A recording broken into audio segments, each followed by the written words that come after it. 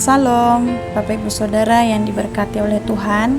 Kembali di pagi hari ini kita akan merenungkan satu bagian dari firman Tuhan yang terdapat di dalam 1 Petrus pasal 4 ayat 10 hingga ayat yang ke-11 dengan tema melayani sesama dengan kasih.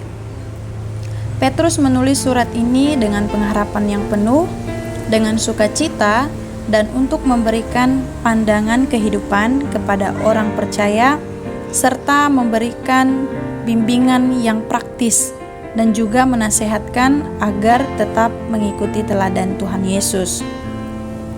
Sebagai orang percaya yang telah diselamatkan, kita memiliki tanggung jawab serta kita juga memiliki tugas yang tidak mudah. Kita harus memelihara keselamatan yang sudah kita terima, dan terlebih kita bukan hanya sebatas itu, tapi kita juga harus tetap mempertahankan identitas kita sebagai umat pilihan Allah atau orang-orang pilihan Allah. Dengan salah satu cara ialah terlibat dalam pelayanan.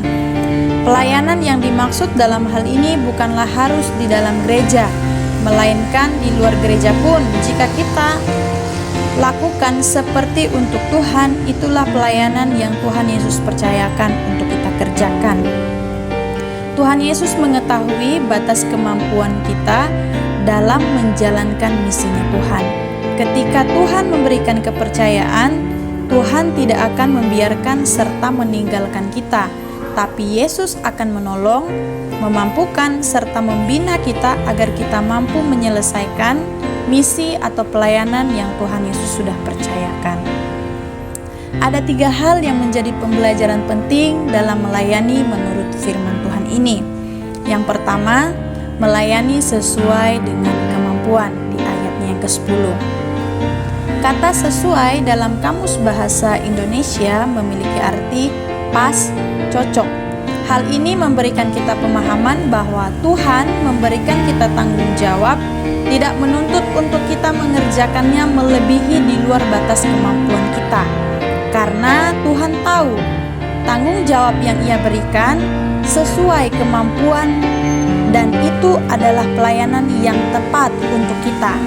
Dan Tuhan adalah Allah yang Immanuel, yang artinya Tuhan akan senantiasa menyertai kita dalam hal apapun. Yang kedua, melayani mengandalkan hikmat dari Allah. Perhatikan dengan baik bagian kata, baiklah ia berbicara sebagai orang yang menyampaikan firman Allah. Apa yang dapat kita simpulkan ketika kita membaca ayat ini?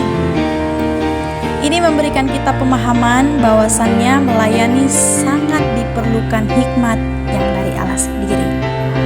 Tanpa hikmat Allah, kita tidak akan mampu dan kuat dalam menjalani segala tanggung jawab yang Tuhan percayakan sebagai bentuk pelayanan kita. Hikmat akan didapat ketika kita memiliki hubungan yang baik dengan Tuhan, karena hanya Allah yang memilikinya. Dan hal yang harus kita lakukan ialah melayani harus memberitakan firman Tuhan, bukan hal dunia yang menguntungkan diri sendiri. Yang ketiga, melayani untuk mempermuliakan nama Tuhan. Bagian ini menegur kita bahwasannya apapun yang kita kerjakan dalam melayani, semuanya hanya untuk mempermuliakan nama Tuhan. Teguran ini juga mengingatkan kembali bahwasannya segala hal yang kita kerjakan dalam dunia ini, ingatlah status kita adalah anak Allah. Hendaknya nama Allah lah yang dipermuliakan, bukan nama yang lain. Yang menjadi aplikasinya bagi kita di pagi hari ini ialah dimanapun kita berada, disitulah mimbarnya kita. Artinya bahwa dimanapun, apapun profesinya kita, disitulah tempat kita melayani, dan itu adalah tempat yang paling tepat untuk memberitakan Injilnya Tuhan. Biarlah Tuhan Yesus menyertai kita di sepanjang satu hari ini, dan Tuhan Yesus memberkati kita. Salam.